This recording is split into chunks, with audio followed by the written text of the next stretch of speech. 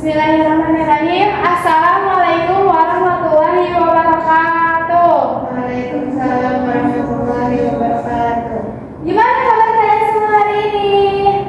Alhamdulillah baik. Alhamdulillah baik ya. Semoga kalian sehat selalu, bahagia terus. Amin. Oke. Sebelum memulai kegiatan hari ini, alangkah baiknya kita doa terlebih dahulu ya teman-teman. Ya Bu. Bismillahirrahmanirrahim. Doa dimulai. Doa selesai. Oke, setelah doa untuk kegiatan hari ini, izinkan saya untuk memperkenalkan diri terlebih dahulu ya teman-teman. Ya. Perkenalkan, nama saya Fatma Sari, saya mahasiswa dari Universitas Islam Negeri Sultan Maulana Hasanuddin Banten. Untuk kedatangan saya ke sini yaitu ingin menyebarkan instrumen aum umum. Kalian udah tahu belum aum umum itu apa? Belum. Nah, aum umum itu singkatan teman-teman. Kepanjangannya itu alat ungkap masalah umum. Nah, alat ungkap masalah umum ini yaitu kegunaannya untuk mengetahui masalah-masalah yang sekarang kalian rasakan. Nah, di dalam instrumen ini kalian nggak perlu takut ketika kalian sedang mengisi instrumen ini untuk disebarluaskan atau dipublikasikan, karena ini itu bersifat rahasia. Jadi kalian tidak perlu takut masalah kalian yang sudah kalian isi itu tersebar luaskan di luar ruang kelas ini ya teman-teman. Paham nggak teman-teman? Ya. Nah, dalam instrumen aum umum ini kalian perlu ada 220 butir pernyataan. Nah, di dalam 220 butir pernyataan itu kalian perlu dibaca terlebih dahulu ya semuanya. Nah, apabila pernyataan itu sangat mengganggu dalam kehidupan kalian itu isi ya teman-teman. Paham semuanya? Nah, sebelum mengisi, saya beri waktu kalian ke toilet 5 menit. Di sini apakah ada yang ingin ke toilet terlebih dahulu? Tidak Bu. Tidak. Oke, kita mulai ya untuk mengisi instrumen hari ini. Saya akan mengirimkan link Google Form-nya ke grup kelas kalian. Bentar ya.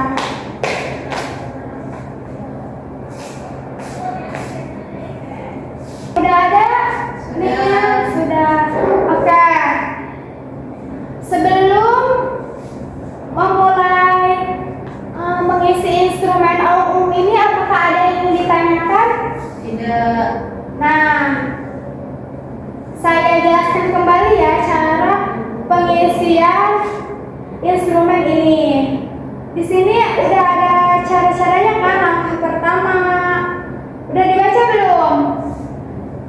Sudah. Udah. Nah, terus selanjutnya yaitu mengisi identitas diri kalian dari email itu diisi ya teman-teman, nama, kelas dan seterusnya. Oke teman-teman? Oke.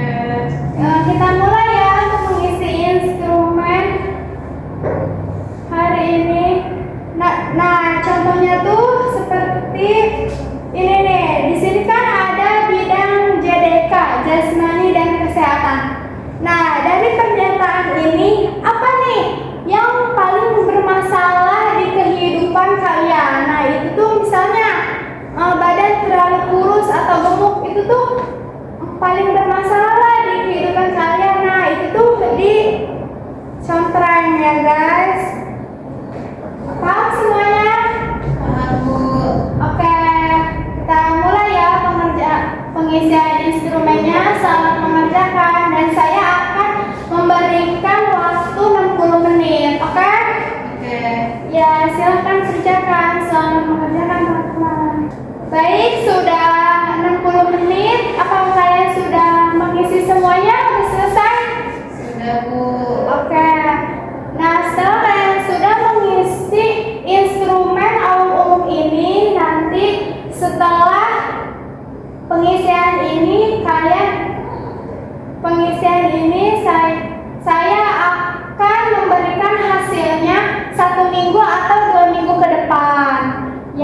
saya ataupun guru BK kalian akan mengasih tahu hasil dari instrumen yang sudah kalian isi. Oke teman-teman?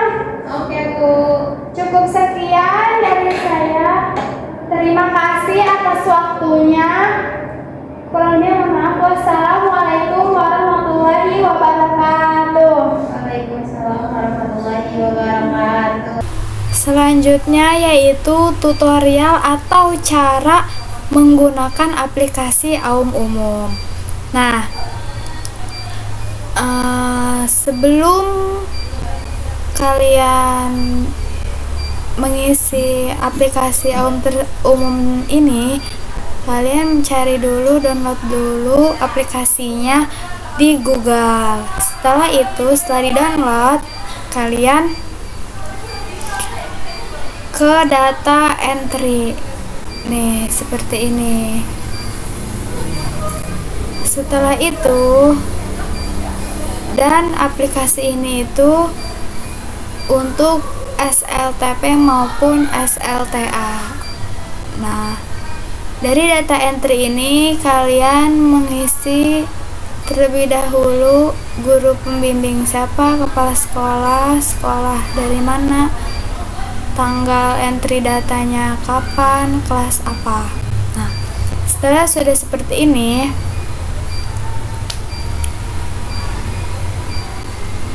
instrumen Aum Umum yang telah diisi oleh siswa dipindahkan ke sini. Nah, dari setiap tabel yang ada di sini, ini tuh diberi angka 1, tidak boleh selain angka 1. Contoh, dari nama Algina Fadilah, ia memilih pernyataan di nomor 2. Nah, di sini isinya tabel ini diberi angka 1. Jadi, yang kuning-kuning di atas ini tuh nomor-nomor pernyataan yang ada di instrumen Aum Umum. Seperti itu, teman-teman. Setelah kalian telah mengisi data siswa yang telah mengisi instrumennya, ini otomatis akan berubah, akan terisi di setiap datanya, dari data kelompok dan dari bidang masing-masing. Nanti ini otomatis akan jadi diagram di setiap bidangnya. Nah, adapun hasil pengolahan data yang ada di 11 IPA, yang ada di kelas 11 IPA, yaitu bidang dengan angka tertinggi HSO, yaitu hubungan sosial, dan angka terendahnya adalah EDK, ekonomi dan keuangan. Selanjutnya yaitu setelah kita mengetahui permasalahan tertinggi yang ada di kelas 11 IPA, yaitu kan di bidang hubungan sosial. Nah, setelah kita mengolah data dan tahu apa permasalahan tertinggi yang ada di kelas 11 IPA, yaitu kita membuat rencana kegiatan atau action plan. Nah, tujuan untuk membuat action plan ini yaitu untuk menindaklanjuti permasalahan tertinggi yang ada yang sudah kita olah data tersebut. Nah, di dalam action plan ini yaitu ada bidang layanan, terdiri dari bidang layanan, tujuan layanan, strategi layanan, kelas, materi, metode, media, dan evaluasi. Nah, di action plan ini bidang layanannya itu ada 4. Di sini ada bidang pribadi. Nah, di bidang pribadi ini yang paling banyak dipilih tertinggi yaitu tentang mengelola rasa khawatir berlebihan terhadap tidak membawa handphone. Nah, strategi layanan yang saya pilih yaitu bimbingan kelompok. Kenapa? Karena di bidang pribadi ini, permasalahan ini tuh yang dipilih ada 10 orang. Dan materi yang saya pilih yaitu tentang manajemen diri dan ketenangan emosional. Metode yang saya pilih yaitu diskusi dan ice breaking. Medianya nggak ada, evaluasinya yaitu Laisek dan Laijapen. Laisek yaitu layanan segera dan Laijapen yaitu layanan jangka pendek. Selanjutnya yaitu ada bidang layanan sosial. Nah, permasalahan yang paling banyak dipilih oleh siswa ini di bidang sosial ini yaitu tentang berkomunikasi dan canggung dalam berinteraksi sosial. Nah, strategi layanan yang saya pilih yaitu konseling kelompok karena siswa yang memilih di permasalahan ini yaitu ada 10 orang dan materi yang saya pilih yaitu tentang keterampilan komunikasi dan kepercayaan diri. Metodenya yaitu role playing, medianya tidak ada, evaluasinya yaitu Laisek dan Laijapen. Selanjutnya yaitu bidang belajar. Nah, bidang belajar yang paling banyak dipilih dari pengolahan data hubungan sosial yaitu tentang mengatur waktu belajar dan menggunakan media sosial agar tidak mengganggu kegiatan belajar. Nah, strategi layanan yang saya pilih yaitu layanan informasi. Kenapa? Karena permasalahan yang paling banyak dipilih oleh siswa yaitu ada 20 orang tentang permasalahan ini. Dan materinya yaitu saya memilih tentang manajemen waktu dan disiplin belajar. Metodenya yaitu ceramah dan diskusi, medianya yaitu PowerPoint, InFocus, dan laptop. Evaluasinya yaitu Laisek dan Laijapen. Selanjutnya yaitu bidang karir. Di bidang karir ini permasalahan yang paling banyak dipilih oleh siswa yaitu mengembangkan kemampuan teknologi dan strategi layanan yang saya pilih yaitu layanan informasi karena yang memilih permasalahan ini ada 20 orang dan materinya yaitu tentang pengenalan literasi digital untuk karir. Metodenya yaitu ceramah dan diskusi, medianya PowerPoint, InFocus, dan laptop. Evaluasinya yaitu Laisek dan Laijapen. Setelah membuat rencana kegiatan action plan yaitu selanjutnya kita juga membuat program semesteran BK. Nah, di dalam program semesteran ini yaitu di bagian A ini ada persiapan. Nah, bagian pertama dari persiapan yaitu pembagian tugas guru, bimbingan, dan konseling atau konselor. Apabila dalam persiapan ini membutuhkan di semua bidang, maka ini diberi tanda checklist semua. Dan tujuan dari pembagian tugas BK atau konselor ini yaitu tercapainya efektivitas layanan bimbingan dan konseling. Dan waktu yang saya pilih yaitu di bulan Juli. Yang kedua yaitu ada asesmen kebutuhan. Nah, apabila di dalam bidang 4 ini membutuhkan asesmen, maka ini diberi checklist semuanya. Dan tujuan dari asesmen kebutuhan ini yaitu untuk terungkapnya kebutuhan peserta didik konseling. Yang ketiga yaitu menyusun program bimbingan dan konseling. Apabila ini dibutuhkan di 4 bidang ini, maka diberi tanda checklist. Dan tujuan dari menyusun program bimbingan dan konseling ini yaitu layanan bimbingan dan konseling agar lebih terarah dan tepat sasaran. Dan waktu yang saya pilih yaitu di bulan Juli. Yang keempat yaitu ada konsultasi program bimbingan dan konseling. Apabila di dalam persiapan ini membutuhkan di bidang 4 tersebut, maka diberi tanda checklist semuanya. Dan tujuan dari konsultasi program bimbingan dan konseling yaitu untuk mendapat dukungan dari kepala sekolah atau komit sekolah. Dan waktu yang saya pilih yaitu di bulan Juli. Yang kelima yaitu ada pengadaan sarana atau prasarana bimbingan dan konseling. Apabila di persiapan ini membutuhkan di bidang 4 tersebut, maka diberi tanda checklist semua. Dan tujuan dari pengadaan sarana atau prasarana bimbingan dan konseling yaitu untuk terpenuhinya kebutuhan sarana yang menunjang keberhasilan layanan BK. Dan waktu yang saya pilih yaitu di bulan Juli. Selanjutnya yaitu di bagian B ada layanan bimbingan dan konseling. Nah, di bagian B tersebut yaitu ada bimbingan klasikal. Yang pertama ini ada bimbingan klasikal.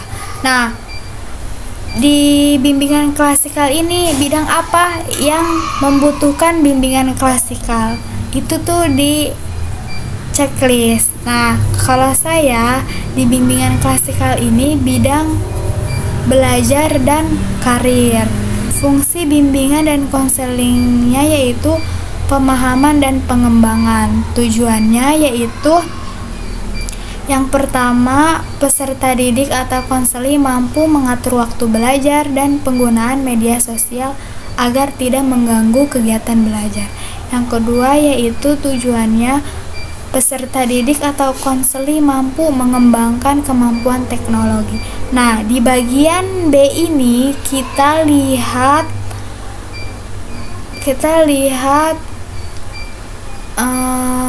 isian ini tuh ada di action plan.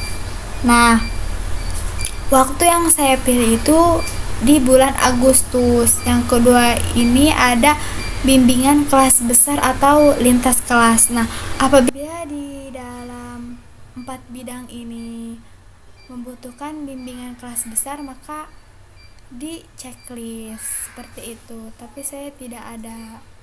Yang ketiga yaitu bimbingan kelompok. Nah, bimbingan kelompok yang saya pakai itu di bidang pribadi saja, dan fungsi bimbingan dan konselingnya yaitu untuk pemahaman dan pengembangan. Tujuannya yaitu peserta didik atau konseling mampu mengelola rasa khawatir berlebihan terhadap tidak membawa handphone.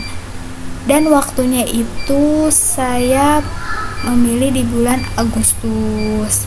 Selanjutnya juga seperti yang saya jelaskan tadi, apabila di dalam action plan-nya membutuhkan pengembangan media BK, papan bimbingan, dan pamflet itu dicentang kalau di setiap bidangnya membutuhkan.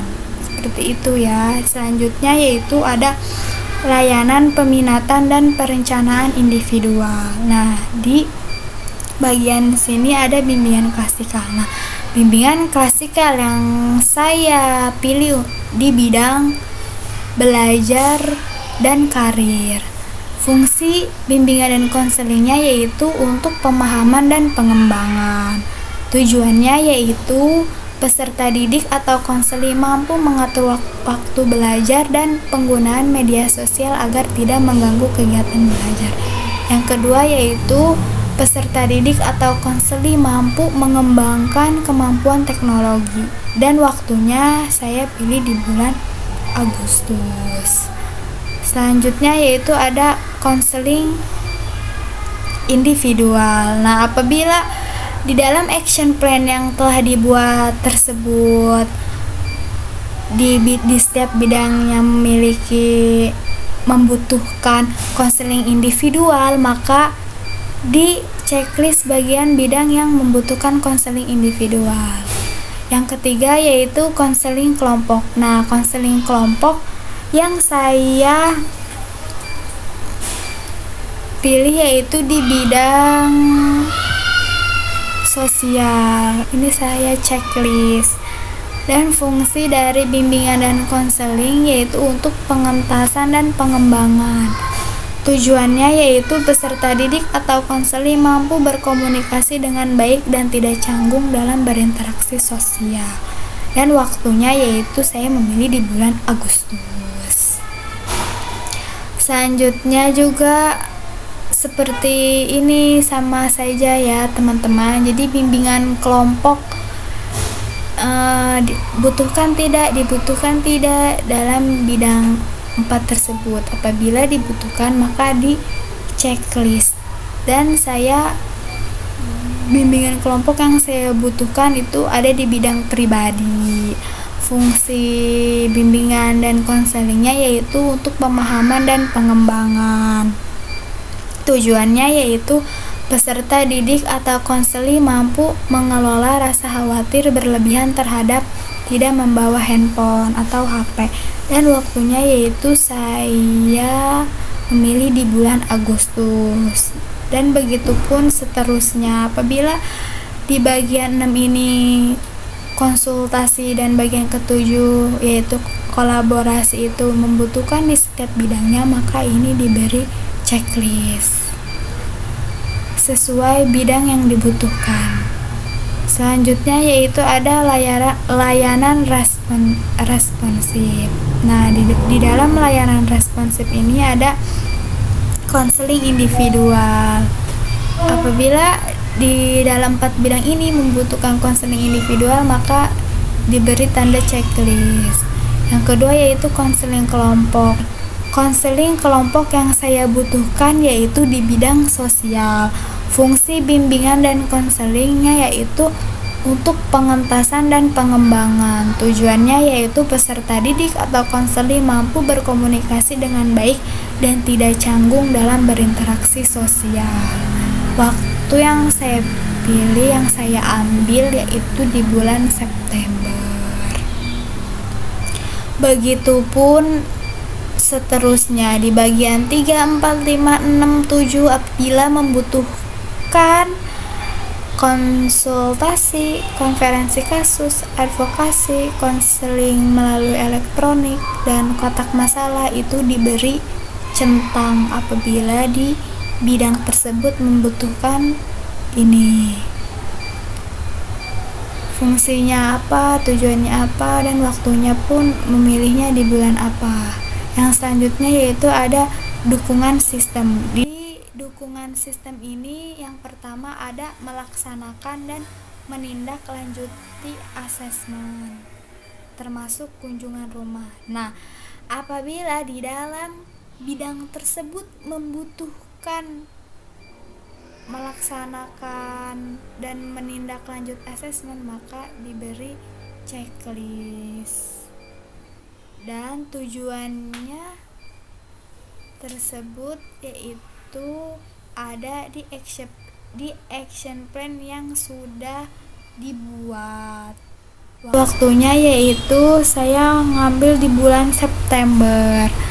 Adapun kunjungan rumah juga seperti itu. Apabila di 4 bidang tersebut membutuhkan kunjungan rumah, maka diberi tanda checklist. Yang ketiga yaitu ada menyusun dan melaporkan program bimbingan dan konseling. Ini pasti dibutuhkan ya di setiap bidangnya, maka diberi checklist semua. Dan tujuannya yaitu melihat dari action plan yang telah dibuat. Dan waktunya saya memilih di bulan September. Selanjutnya yaitu ada yang keempat ini membuat evaluasi. Ini juga penting di setiap bidangnya, maka saya memberi checklist keempat bidang tersebut. Dan tujuannya yaitu dari action plan yang sudah dibuat.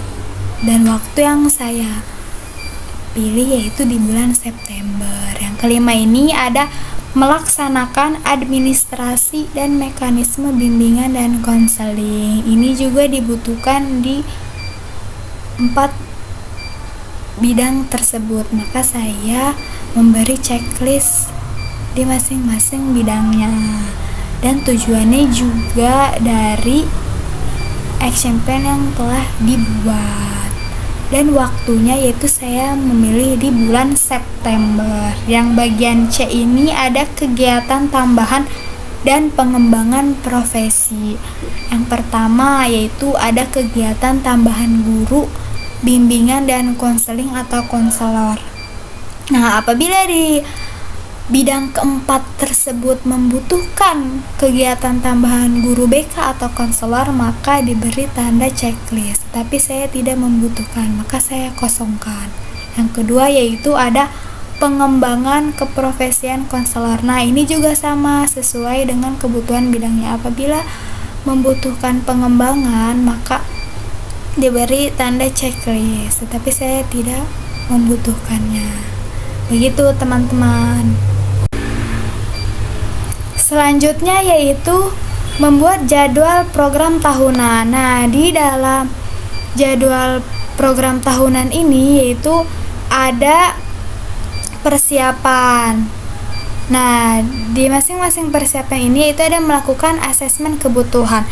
Nah, dalam melakukan asesmen kebutuhan ini di dalam 1 tahun ini berapa kali dilakukan setiap bulannya. Misalnya melakukan asesmen kebutuhan di bulan Juli berapa kali? 2 kali misalnya. Berarti di checklist atau enggak disilang. Dan di minggu keberapa? Misalnya di minggu kedua. Nah, maka disilang gitu. Jadi bulan Juli di minggu dilakukannya 2 kali di minggu berapa kayak gitu. Nah, ini di checklist atau enggak disilang. Begitupun seterusnya.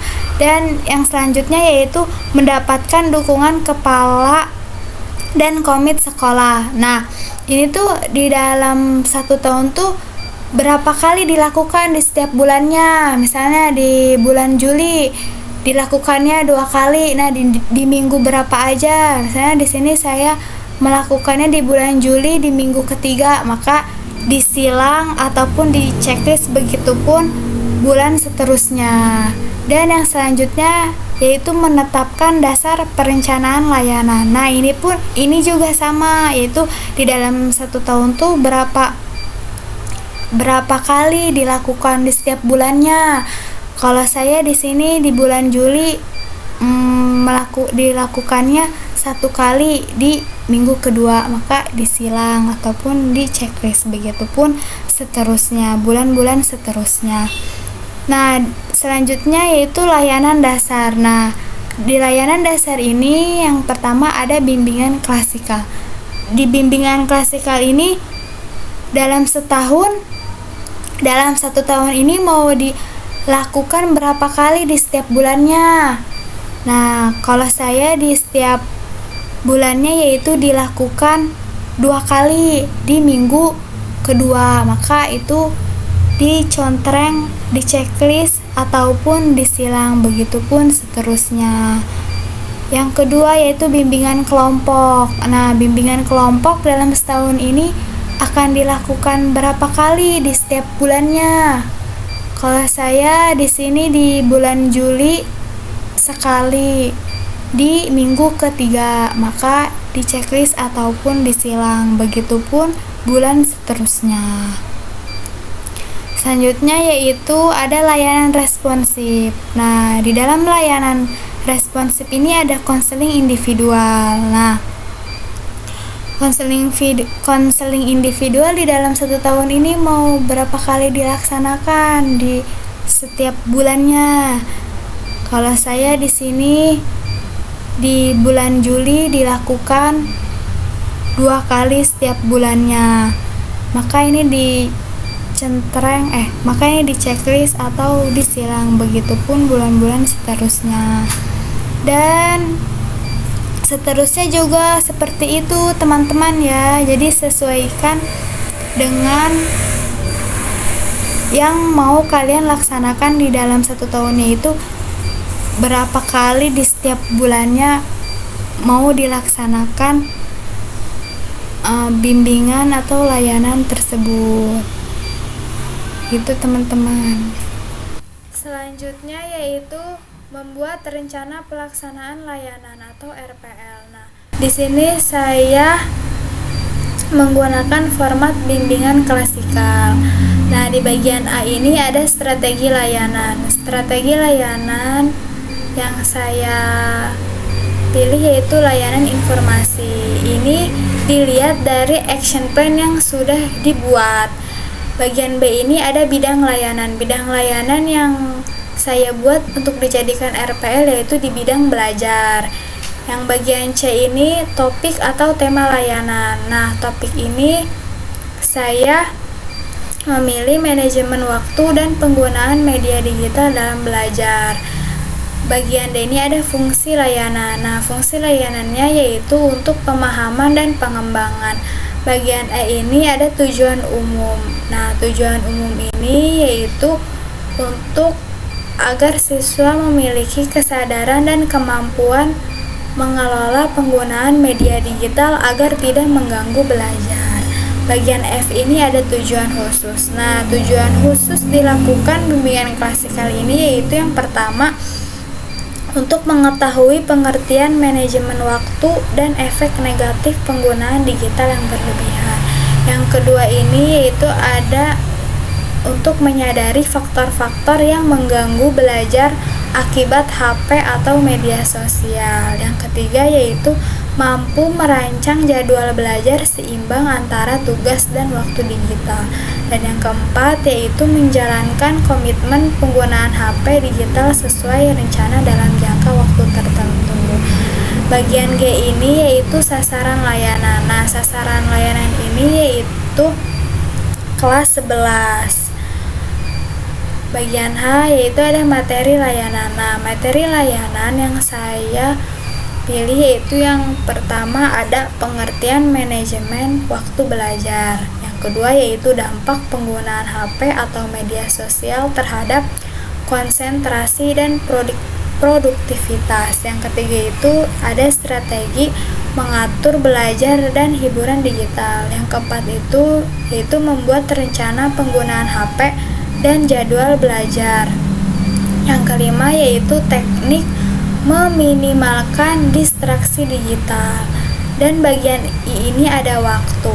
Nah, waktu melaksanakan bimbingan klasikal ini yaitu 1 kali pertemuan selama 45 menit. Nah, bagian J ini ada sumber. Nah, sumber ini yaitu dari pembahasan yang mau kita sampaikan. Itu sumbernya dari mana? Nah, ditulis di sini. Saya sumber yang diambil dari materi yang saya sampaikan yaitu dari Wijayanti, Azizah dan Nugroho. Yang bagian K ini ada metode atau teknik. Nah, metode yang saya pilih yaitu ceramah, curah pendapat, dan tanya jawab. Bagian L ini ada media atau alat, yaitu alat yang saya butuhkan yaitu PowerPoint, InFocus, dan laptop.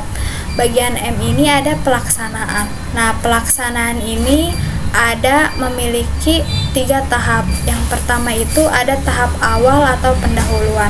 Nah, tahap awal ini yang pertama ada membuka dengan salam dan berdoa. Yang kedua yaitu ada ice breaking. Yang ketiga menanyakan suasana siswa dan kesiapan. Yang keempat yaitu menyampaikan tujuan layanan, menjelaskan topik secara singkat.